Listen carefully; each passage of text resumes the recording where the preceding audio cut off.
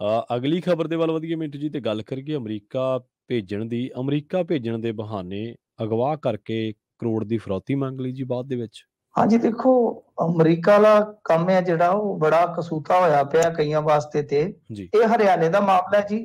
ਹਰਿਆਣੇ ਦੇ ਵਿੱਚ ਵਧੀਆ ਡੇਅਰੀ ਦਾ ਕੰਮਕਾਰ ਸੀਗਾ। ਉਹ ਕਿਸੇ ਨਾਲ ਜਾਣ ਪਛਾਣ ਸੀਗੀ। ਉਹਨੇ ਆਖਿਆ ਕਿ ਤੂੰ ਉੱਥੇ ਅਮਰੀਕਾ ਦੇ ਵਿੱਚ ਜਾ, ਅਮਰੀਕਾ ਦੇ ਵਿੱਚ ਜਾ, ਉੱਥੇ ਡੇਅਰੀ ਦਾ ਕੰਮ ਧੰਦਾ ਸਿੱਖ ਤੇ ਤੈਨੂੰ ਉੱਥੇ ਮਿਲ ਜਾਣਾ ਕੀ ਇਹਨੂੰ ਆਂਦੇ ਨੇ ਗ੍ਰੀਨ ਕਾਰਡ। ਹਾਂਜੀ, ਗ੍ਰੀਨ ਉਹ ਸਾਰਾ ਕੁਝ ਜਿਵੇਂ ਉਹ ਇਹੋ ਜਿਹੇ ਸੁਪਨੇ ਦਿਖਾਉਂਦੇ ਨੇ। ਹਾਂਜੀ। ਅਸਲ ਦੇ ਵਿੱਚ ਉਹ ਨੈਕਸਸ ਸੀਗਾ। ਉਹ ਇਸ ਤਰ੍ਹਾਂ ਦਾ ਨੈਕਸਸ ਸੀਗਾ ਕਿ ਇਹਨੂੰ ਫਸਲਾ ਕੇ, ਬਹਿਲਾ ਕੇ ਜਾਂ ਕੁਚਲਾ ਕੇ ਕਹਿ ਲਓ। ਹਰਿਆਣੇ ਦਾ ਇਹ ਮੁੰਡਾ ਸੀਗਾ, ਪ੍ਰਦੀਪ ਇਹਦਾ ਨਾਮ ਆ। ਇਹਨੂੰ ਇਹਨਾਂ ਨੇ ਅਜ਼ਰਬੈਜਾਨ ਭੇਜ ਦਿੱਤਾ। ਉੱਥੇ ਮੀਆਂ ਬੀਬੀ ਹੈ, ਉੱਥੇ ਇੱਕ ਮੀਆਂ ਬੀਬੀ ਵੀ ਹੈ। ਹੁਣ ਇਹ ਕਮਾਲ ਦੀ ਗੱਲ ਹੈ ਕਿ ਵੇਖੋ ਕਿਸ ਤਰ੍ਹਾਂ ਲੋਕ ਜਿਹੜੇ ਹੈ ਸਾਰਾ ਕੁਝ ਅੱਗੇ ਕਰਦੇ ਨੇ। ਤਾਂ ਇਹਦੇ ਵਿੱਚ ਅਮਰਤਪਾਲ ਸਿੰਘ ਨਾਮ ਦੇ ਕਰਨਾਲ ਦੇ ਬੰਦੇ ਨਾਲ ਇਹਨਾਂ ਦੀ ਜਾਣ ਪਛਾਣ ਸੀਗੀ।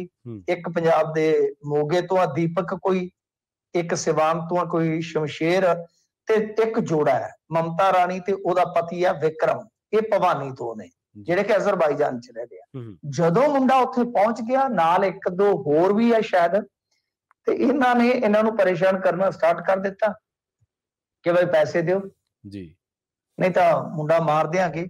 ਦੱਸਦੇ ਆ ਕਿ ਹੁਣ ਤੱਕ 78 ਲੱਖ ਰੁਪਈਆ ਲੈ ਲਿਆ ਇਹਨਾਂ ਤੋਂ। 78 ਲੱਖ 78 ਲੱਖ ਰੁਪਏ ਚ ਤੇ ਜਿਹੋ ਜਿਹਾ ਮਰਜ਼ੀ ਬਿਜ਼ਨਸ ਖੜਾ ਕਰ ਲਓ ਹਜ਼ੂਰ ਇੱਥੇ ਜੀ, ਜਿੱਡਾ ਮਰਜ਼ੀ। 78 ਲੱਖ ਰੁਪਈਆ ਦਿੱਤਾ ਹੈ। ਹਾਲੇ ਉਹ ਮੁੰਡਾ ਕੋਈ ਆ ਨਹੀਂ ਗਿਆ, ਉਹਦੇ ਨਾਲ ਕੋਈ ਰਾਬਤਾ ਨਹੀਂ ਹੋ ਰਿਹਾ। ਹੁਣ ਹਾਰ ਕੇ ਇਹਨਾਂ ਨੇ ਪੁਲਿਸ ਕੋਲ ਸੂਚਨਾ ਜਿਹੜੀ ਹੈ ਉਹ ਦਰਜ ਕਰਵਾਈ, ਜਿਹਦੇ ਤੋਂ ਬਾਅਦ ਪਰਚਾ ਇਹਨਾਂ ਨੇ ਰਜਿਸਟਰਡ ਕੀਤਾ 420, 406, 384, 506। ਇਹ ਜਿਹੜੀ ਪੁਲਿਸ ਹੈ ਹਰਿਆਣੇ ਦੀ, ਇਹਨਾਂ ਨੇ ਮਾਮਲਾ ਦਰਜ ਕੀਤਾ। ਸੋ ਕਾਫੀ ਵੱਡਾ ਕਹਿੰਦੇ ਕਿ ਗਰੋਹ ਹੋ ਸਕਦਾ ਕਿ ਜਿਹੜੇ ਆਮ ਬੰਦੇ ਨੂੰ ਪਛਲਾਉਂਦੇ ਨੇ, ਇਹੋ ਜਿਹੇ ਬੰਦਿਆਂ ਦੇ ਗਾਂ ਫਿਰ ਹੱਥੇ ਚੜਾਉਂਦੇ ਨੇ। ਤੇ ਇਹ ਤਾਂ ਇਸੇ ਤਰ੍ਹਾਂ ਗਰੋਹ ਕੰਮ ਕਰਦੇ ਆ ਕਿ ਜਦੋਂ ਉਹ ਉੱਥੇ ਪਹੁੰਚਦੇ ਨੇ ਕਿਸੇ ਇਹੋ ਜਿਹੇ ਦੇਸ਼ ਦੇ ਵਿੱਚ, ਤਾਂ ਫਿਰ ਉਹ ਕਹਿੰਦੇ ਆ ਕਿ ਹਾਂ ਬਾਈ ਜੇ ਬੰਦਾ ਤੁਹਾਨੂੰ ਜਿਉਂਦਾ ਚਾਹੀਦਾ ਤੇ ਆ ਦਿਓ, ਆ ਦਿਓ। ਤਾਂ ਬੜੀ ਬਲੈਕਮੇਲਿੰਗ ਤਗੜੀ ਹੁੰਦੀ ਹੈ ਜੀ। ਜੀ, ਕੀ ਕਰੇ ਬੰਦਾ ਫਸਿਆ।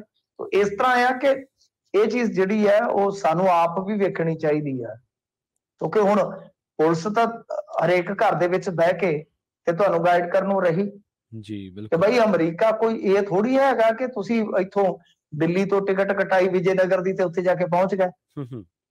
ਬੜੇ ਆਪਦੇ ਜਫਰ ਜਾਲਣੇ ਪੈਂਦੇ, ਇੱਥੋਂ ਪਹਿਲਾਂ ਹੀ ਦੇਖ ਲਓ।